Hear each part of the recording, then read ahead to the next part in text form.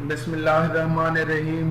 Dear student, आज हमने numerical solve करने हैं और न्यूमेरिकल सॉल्व करने के लिए आपको वर्क डन का फार्मूला आना चाहिए, पावर का फार्मूला आना चाहिए, लॉ ऑफ कंजर्वेशन एनर्जी का फार्मूला और वर्क एनर्जी का फार्मूला आपको आना चाहिए। तो फर्स्ट न्यूमेरिकल की बात करते हैं। A man pushes a lawn mower with a force of 40 Newton directed at an angle of 20 degree downward from the horizontal। एक शख्स एक घास काटने वाली मशीन के ऊपर 40 न्यूटन की फोर्स एक्सर्ट करता है और ये फोर्स 20 डिग्री का एंगल बनाती है हॉरिजॉन्टल के साथ। Find work done by the man. आपने वर्क मालूम करना है जो शख्स ने किया। As he cuts a strip of grass 20 metre long. अगर वो 20 मीटर लंबी घास की एक पट्टी अगर काटता है तो उस शख्स ने कितना काम किया, अपने वर्क मालूम करना है। तो सोल्यूशन में देखें, हमने डाटा राइट किया। फोर्स गिवन है F = 40 न्यूटन, एंगल गिवन है 20 डिग्री और डिस्प्लेसमेंट गिवन है 20 मीटर। इसमें हमने मालूम क्या करना है, वर्क डन। तो W = क्वेश्चन मार्क। कैलकुलेशन के लिए हमारे पास force given, displacement given, angle given. हम जानते हैं W = F.D और W = FD cos theta. Values put की, F की जगह 40, D की जगह 20, cos और एंगल की जगह 20। इसको जब सॉल्व किया तो हमारे पास आंसर आ चुका 7.51 10² + 2 जॉल। ये हमारे पास वर्क था। Next numerical number 2, a rain drop. एक रेन ड्रॉप है जिसका मास गिवन है M = 3.35 10⁻⁻⁵ kg। Falls vertically at a constant speed. Vertically fall करता है कांस्टेंट स्पीड के साथ under the influence of the force of gravity and friction. किसके जरिए असर? फोर्स ऑफ ग्रेविटी एक्ट कर रही है और फ्रिक्शन की फोर्स भी। इन फॉलिंग थ्रू 100 मीटर, जब वो 100 मीटर का फासला ट्रेवल करता है, how much work is done, कितना वर्क हुआ बाय ग्रेविटी, ग्रेविटी की वजह से, एंड फ्रिक्शन। क्वेश्चन ये था कि एक बारिश का कतरा है और वो नीचे की तरफ कांस्टेंट स्पीड के साथ आ रहा है और उसके ऊपर फोर्स ऑफ ग्रेविटी और फ्रिक्शन की फोर्स एक्ट कर रही है। जब वो 100 मीटर का डिस्टेंस कवर कर लेता है तो ग्रेविटी की वजह से कितना वर्क हुआ और फ्रिक्शन की वजह से कितना वर्क हुआ। सॉल्यूशन में देखें, डाटा गिवन था, डाटे में मास गिवन था 3.35 10⁻⁵ kg, हाइट गिवन है 100 मीटर और हमने जो मालूम करना है वर्क डन बाय ग्रेविटी, इसको हमने WG का नाम मालूम करना है। Second work done by friction, इसको WF का नाम दिया। और सबसे पहले हमने मालूम करने work done by gravity. Formula हमने अभी पढ़ा कि वर्क का फार्मूला होता है F.D, force vector, displacement vector, दरम्यान में डॉट, तो वर्क इज अ स्केलर। यहाँ से W = डॉट खत्म किया, FD cos थीटा। अब अगर रेन ड्रॉप डाउनवर्ड डायरेक्शन में मूव कर रहे हैं तो force of gravity downward direction में और उसका जो डिस्प्लेसमेंट है वो भी डाउनवर्ड डायरेक्शन में, तो यहाँ जो एंगल है वो 0 के इक्वल और इसके ऊपर जो फोर्स एक्ट कर रही है वो इसके वेट की इक्वल, जो कि mg के इक्वल है। W को WG राइट किया, F की जगह mg और D की जगह h cos थीटा यहाँ पे 0, क्योंकि ग्रेविटेशनल फोर्स डाउनवर्ड एक्ट कर रही है और जो ड्रॉपलेट है वो भी डाउनवर्ड डायरेक्शन में मूव कर रहे हैं। तो एंगल 0, वैल्यूज पुट की, m की जगह उसकी वैल्यू, g की जगह 9.8, h की जगह 100 और cos 0 1 के इक्वल। इसको सॉल्व किया, ये हमारे पास आंसर आ चुका 0.0328 जॉल। ये वो वर्क है जो ग्रेविटी की वजह से होता है। फ्रिक्शन की वजह से कितना वर्क हुआ, work done by friction W = FD cos theta, WF बन चुका F mg के इक्वल, DH के इक्वल, cos 180 डिग्री। यहाँ 180 डिग्री क्यों है?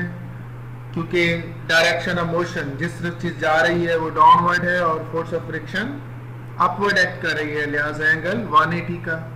वैल्यूज पुट की तो हमारे पास माइनस के साथ 0.0328 जॉल ये हमारे पास वर्क है, किस वजह से? Due to friction. Third numerical है 10 ब्रिक्स, 10 ईंटें हैं, ईच 6.0 सेंटीमीटर थिक, एक ईंट की जो मोटाई है वो 6 सेंटीमीटर है, एंड मैस 1.5 kg और मैस 1.5 किलोग्राम है। Lie flat on a table, table के ऊपर पड़ी हुई है।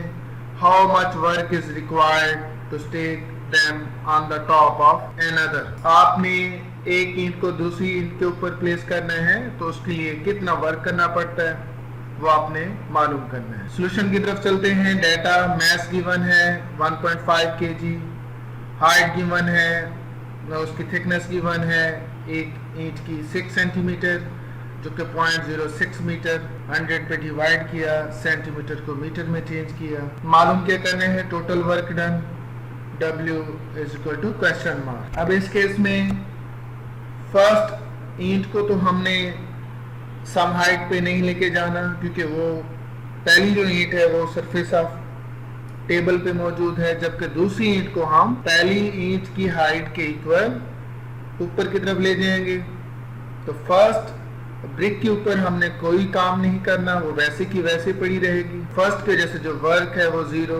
सेकंड के ऊपर हमने वर्क करना है और उसको फर्स्ट ब्रिक की हाइट के इक्वल ऊपर लेके जाना है। तो इसके लिए जो सेकंड के लिए वर्क होगा वो mgh, और थर्ड के लिए हम इसको 2 टाइम्स ज्यादा हाइट पे ले जाएंगे थर्ड ब्रिक को, तो उसके लिए जो वर्क होगा mg, और कितनी हाइट पे लेके गए? डबल हाइट पे, तो 2h जो कि 2 mgh की इक्वल।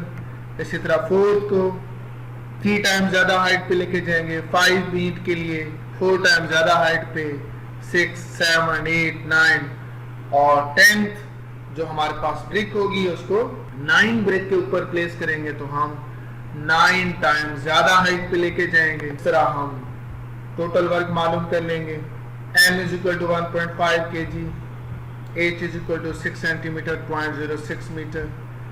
टोटल वर्क मालूम करना है। As first brick is at surface, के फर्स्ट जो ईंट है वो सरफेस पे मौजूद है, so h is equal to 0। उसके लिए हाइट जो है 0 है क्योंकि हम इसको किसी हाइट पे भी नहीं लेके जा रहे।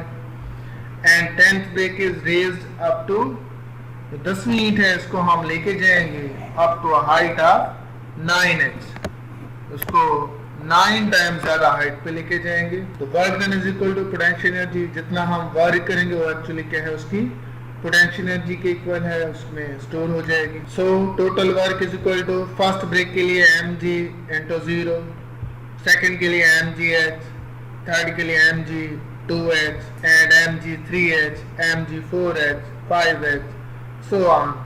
और इसी तरह 10th ब्रेक के लिए हमारे पास आ जाएगा mg 9h। mg सब में कॉमन ले लिया, फर्स्ट के लिए 0, सेकंड के लिए 1, 2, 3, सो ऑन अप टू 9, और इन सब को ऐड किया तो ये हमारे पास 45 आ जाएगा। तो 45 mgh वैसे का वैसे, 45 की जगह 45, m की जगह 1.5, g की जगह 9.8 और h की जगह 0.06 को सॉल्व किया 39.69 जॉल, और w is equal to 40 joule. तो हमारे पास टोटल वर्क एक ईंट को दूसरी ईंट के ऊपर प्लेस करने पर हमें टोटल वर्क कितना करना पड़ेगा? 40 जॉल। ये बहुत इंपॉर्टेंट न्यूमेरिकल है जो अभी हमने सॉल्व किया। Next numerical number 4, a car of mass 800 kg। 800 kg car का मैस है। Travelling 54 kilometre per hour is brought at rest in 60 metre. एक कार है जिसका 54 किलोमीटर पर आवर से मूव कर रही है और रेस्ट में आ जाती है 60 मीटर का फासला तय करने के बाद। Find the average retarding force. आपने एवरेज रिटार्डिंग फोर्स मालूम करनी है ऑन द कार। तो पहले कार मूव कर रही थी, अब रेस्ट में आ चुकी, तो इसके ऊपर रिटार्डिंग फोर्स एक्ट करेगी, अपोजिंग फोर्स एक्ट करेगी, जिससे कार जो है वो रेस्ट में आ चुकी। What happen on the original kinetic energy. आपने ये भी मालूम करना है कि ओरिजिनल काइनेटिक एनर्जी का क्या हुआ। तो मैस गिवन है, डेटे में हमने राइट किया m is equal to 800 kg, d is equal to 60 metre, vi is equal to 54 kilometre per hour, और इसको मीटर पर सेकंड में चेंज किया 54 की जगह 54, किलो की जगह 1000, मीटर की जगह मीटर, और डिवाइडेड बाय आवर्स, आवर्स की जगह 3600 सेकेंड्स। सॉल्व किया 15 मीटर पर सेकेंड। मालूम क्या करना है आपने, एवरेज रिटार्डिंग फोर्स, इसको एफ का नाम, और सेकेंड आपने मालूम करना है ओरिजिनल काइनेटिक एनर्जी के साथ क्या हुआ, that is equal to K is equal to question mark. आप डाटा में देखें एम गिवन है, डी गिवन है, वी आई गिवन है, जबकि वी एफ 0 है। आपने एफ मालूम करना है, इसमें एफ फाइंड आउट करना है, V I given, V F given, D given, M given.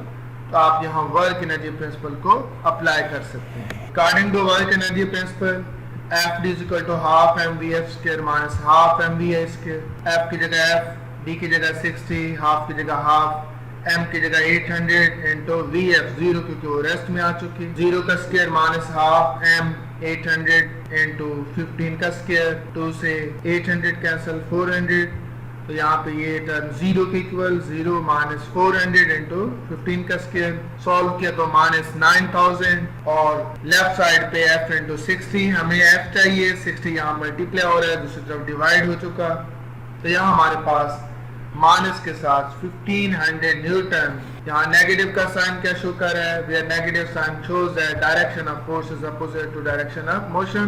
के रिटार्डिंग फोर्स है इसलिए ये माइनस में आई।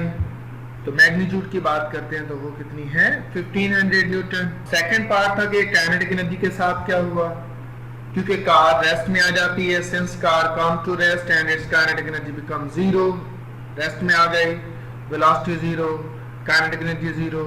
So the original kinetic energy of the body has been converted into heat energy. तो जो kinetic energy थी वो किस फॉर्म में चली गई, heat energy की फॉर्म में, sound energy की फॉर्म में, and the work done in overcoming the frictional force. Numerical number 5 है, 1000 kg automobile at the top of an incline 10 meter high and 100 meter long is released and rolled down the hill.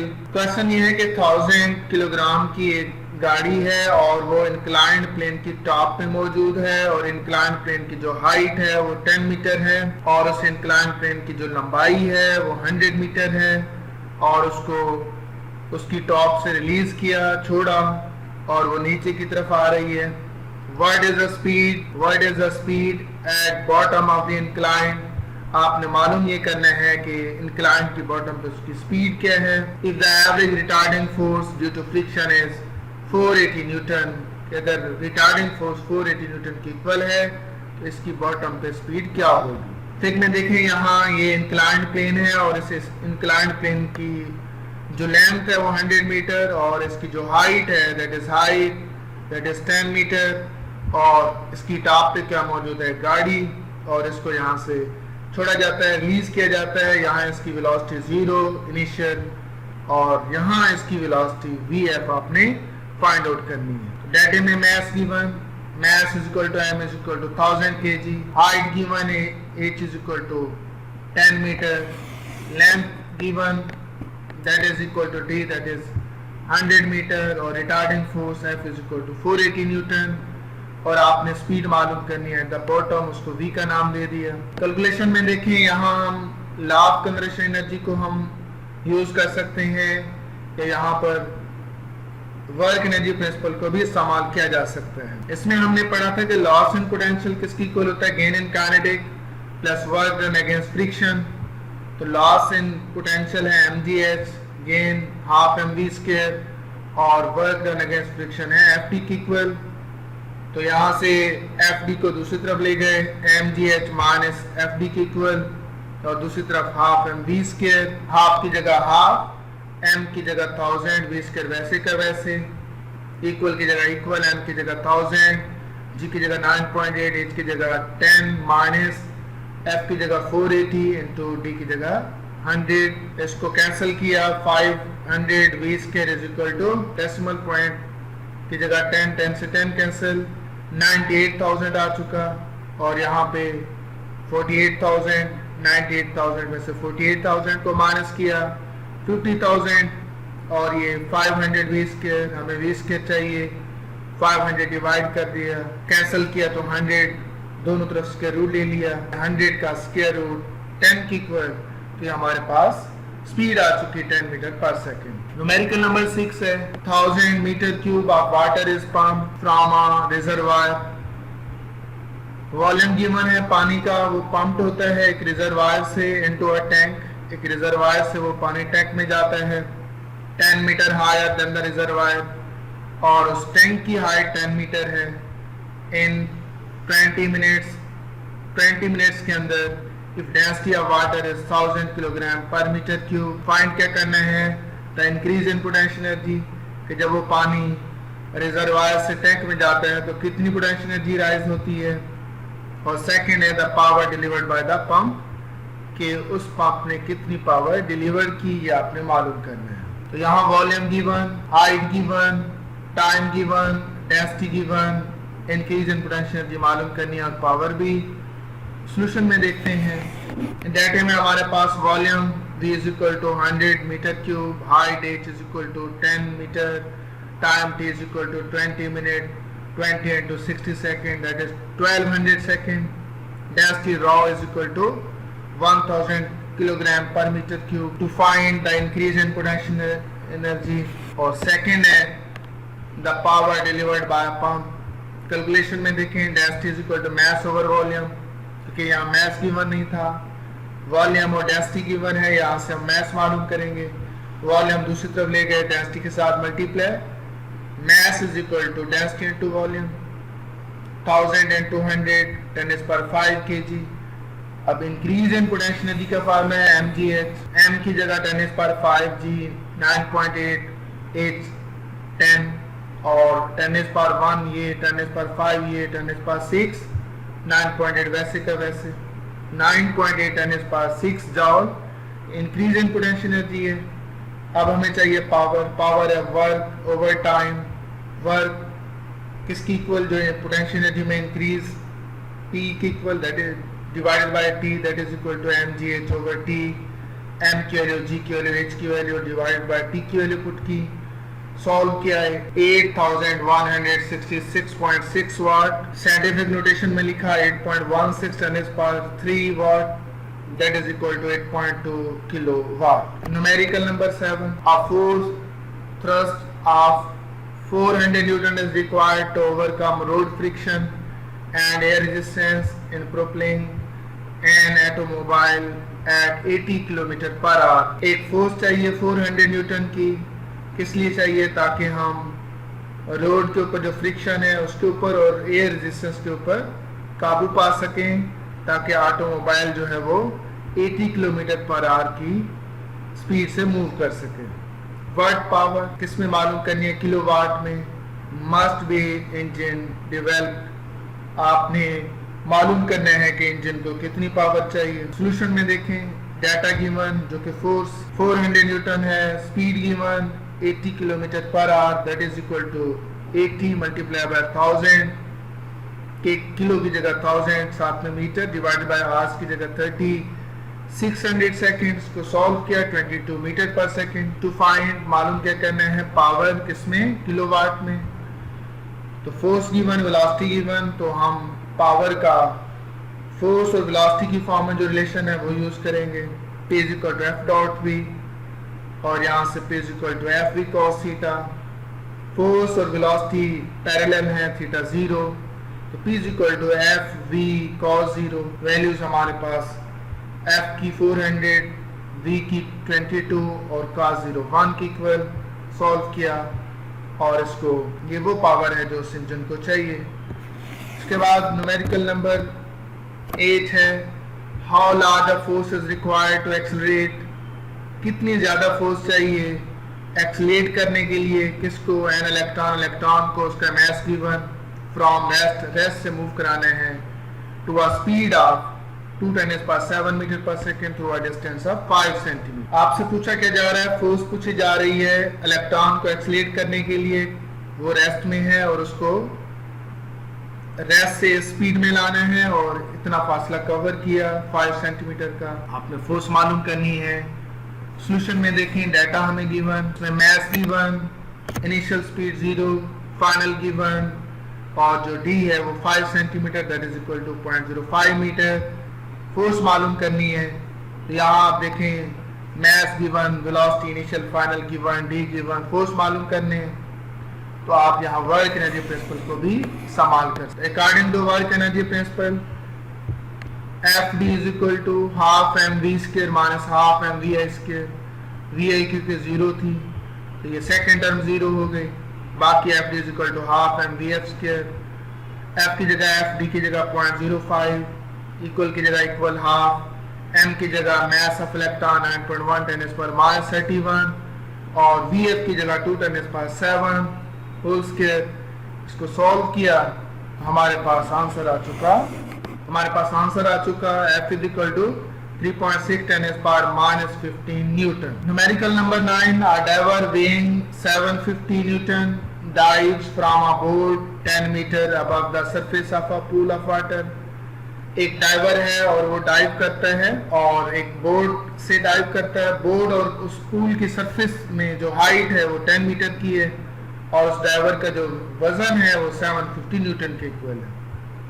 Use of conservation of mechanical energy, आपने conservation of mechanical energy को इस्तेमाल करना है to find, मालूम करने के लिए speed, इसकी स्पीड को at a point 5 metre above the water surface, 5 metre की हाइट पे वाटर की सरफेस से, निगलेक्टिंग एयर फ्रिक्शन को निगलेक्ट करना है। वेरी सिंपल, इसमें डाटे में हमें weight given, initial height given और फाइनल हाइट जहां आपने उसकी स्पीड मालूम करनी है वो गिवन, फाइंड करना है फाइनल वेलोसिटी। तो आप यहाँ पे लॉ ऑफ कंजर्वेशन एनर्जी को इस्तेमाल कर सकते हैं। Loss in potential is equal to gain in kinetic. इसमें हमारे पास mg h1 minus h2 equal to half m v2 square minus v1 square, m से m कैंसिल कर दिया, बाकी आपके पास g into h1 minus h2 is equal to half v2 square और यहाँ से हमें v2 चाहिए, v2 स्क्वायर एक तरफ टू मल्टीप्लाई, ये हमारे पास v2